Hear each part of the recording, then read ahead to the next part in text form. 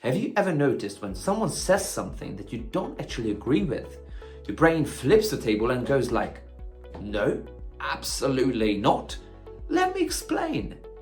This feature is mostly automatic, but here's the crazy part. It is not a flaw. It is actually a neurological feature that if you can understand, you can use it in your business, in relationships, and even with yourself. You get your business deals saved, you get your relationships saved, and you get your life saved. So you are going to be a lifesaver for yourself. It is so simple. You can use it once you need transparency, clarity, and the truth behind someone's behavior. And let's be honest, we need that all the time. It is so simple that if you understand it, you will see human behavior completely differently. So let's crack on. So here is the science behind it. In 1957, Leon Festinger worked out the cognitive dissonance theory.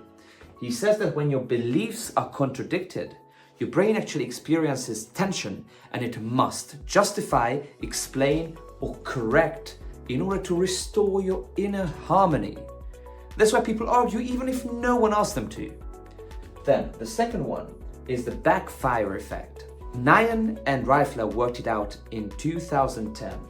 They explain when your belief is challenged, you are more likely to double down on them. So that is when your brain goes, oh, hold my beer. I will explain how it really is. This is when your social filters drop. People start being more talkative and reveal what they really believe in. And as an example, if you go out to the street and tell to a dog's owner that your dog breed is actually not very smart, then you can lean back and enjoy the instant TED talk they're about to deliver. So the third one is the identity threat. Studies by Naomi Eisenberger from the UCLA show that when someone is correcting you, when there is social and identity threat, the same neural pathways light up in the brain as when physical pain is present. Yes, being contradicted hurts. Not emotionally, but neurologically. That is when people's system want to justify it, want to correct it. And that is when people reveal what they really believe in. So this is the moment people reveal their truth. Not because they want to, but because their nervous system forces justification. So here is where it gets really interesting. A lot of people do not even say what they mean. Thanks to all these experiments on social conformity, we know that people agree with things even if they don't believe in them, just to avoid sticking out, just to avoid being visible. You probably have seen this video where there's two identical circles on the board, and the instructor says that one is bigger than the other.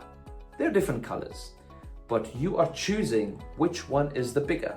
Not because you do not know that they are the same size and they look the same, but because you believed the instructor and you do not want to be sticking out. You do not want to appear stupid just by saying that they are both identical. You are actually saying that one is bigger than the other just because you are asked to. So that is the first part. The second part is when we reflect people's behavior, something magical happens. This is when they are feeling understood. For example, in a situation when someone hesitates and you point it out, it is called actually labeling. So when someone hesitates and you point it out, oh, there is a little hesitation in your voice. Is everything okay? This shows a lot of things. This shows them that you want to understand them, that you pick up on things. It shows attunement. It creates psychological safety that you want to understand them. They feel safe to reveal. They feel safe to say things to you because you're paying attention to them. They feel understood. And this is when people start revealing stuff very quickly, unless they have an agenda, in which case there are things that can happen. Maybe they do not say anything. Maybe they are confusing themselves, or maybe they just say something that is obviously not true. So here is when this technique works as a truth detector. So if you contradict someone on purpose, then this causes cracks in their mask, in their social mask, and through this crack, true beliefs are starting to leak out so that people reveal what they really think. So everything I revealed so far is a lesson in empathy, because our business deals do not break down because we believe different things. Our relationships do not end because we do not believe the same things. They end because we stop understanding each other. When we do not know how to get the other person talking and understand them. So it is a lesson in empathy.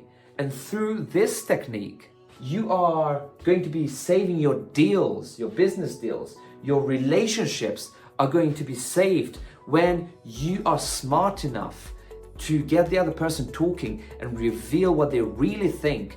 And your relationship with yourself is going to be saved. Your life is going to be saved if you know how to point out your beliefs that are limiting your results. There is always an underlying belief, not just from your side, but your partner's side as well, which you need to understand in order to get a better relationship with yourself, with your partner, that saves the deals, saves your relationships, and ultimately saves your life. You have to have an approach how to extract those beliefs that are governing everything. So let me now give you the method through which you can uncover beliefs in a business relationship, in someone else, in a personal relationship, in yourself even, so that these limiting beliefs, these beliefs that you do not even understand, they get verbalized. So you have a chance to understand and adjust yourself, and not to just be feeding off from your own belief without understanding the other person. Because as I said, this is that causes all the misunderstandings, when we stop understanding each other. So let me walk you through that. The first one is the trigger statement. This is when you say something that is obviously not true. So the person that you're talking to starts correcting it. And through the science and what I walked you through, this actually makes sense. So you say something, you label something, you say something that is obviously not true. Then the person starts correcting, and through that, they reveal their hidden beliefs. And that is very important, because you get to understand them. You get to understand what might be in the way of whatever happens. When you feel there is a little incongruence in the relationship, in your business, and even within yourself. So let me give you a couple of scenarios. In a business situation, someone says that they worked on themselves so hard and they do not feel anxious in group setting. Then you can say, oh, so you never actually feel anxious in group settings anymore. And then if you do it well, if you give them the feeling that you want to understand them, then they might reveal that, well, actually, when I'm the new guy, I might feel a little anxious. And there you got their trigger point. You get their limiting beliefs. You get what they actually are experiencing, what they actually believe to be true. You get a lot more information than otherwise. Then, for example, in a relationship context, when your partner is not talking to you, then you feel there is a little tension. Then you can mislabel with purpose. that, oh, you actually feel very comfortable just in yourself by not talking. And if you do it well, if you demonstrate understanding, you can get a lengthy reply why that is not the case. So they reveal the hidden beliefs, the hidden experience, what they didn't even want to reveal, just because they want to correct you.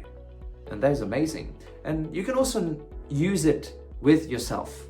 You can use a affirmation that, oh, I feel 100% loved all the time, let's say. And then if you pay attention to that, actually, it's not very true. Well, sometimes I do, except for this situation, except for this scenario. And then you can actually get something to work with, because all our unconscious beliefs, things that are not revealed, are still controlling us, even without us knowing about it. So by knowing about what is a belief that hasn't been verbalized, we give ourselves the chance to understand it, so we can relate to it and we can start doing something about it. So you're not digging for the truth. You're dropping tiny, harmless falsehood and watch what survives. And the objections are the truth.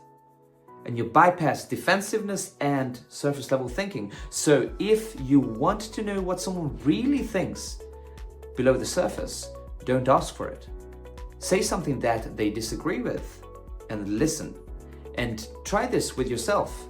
Say something bold to yourself and then listen to the pushback. And the pushback is where your subconscious is showing you exactly where your beliefs need updating. So if you want to get some more understanding of the deeper layers of your creative identity, take my creative identity quiz on the link below. And for the next time, we're going to be exploring why certain people, certain things keep bothering us, even if they don't matter. So stay aware, stay curious, and see you at the next one.